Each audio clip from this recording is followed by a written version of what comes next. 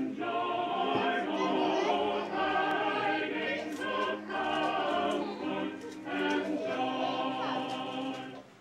Bethlehem in Jewry, this blessed babe was born, and laid within a manger upon this blessed morn. The which his mother Mary did nothing take in scorn.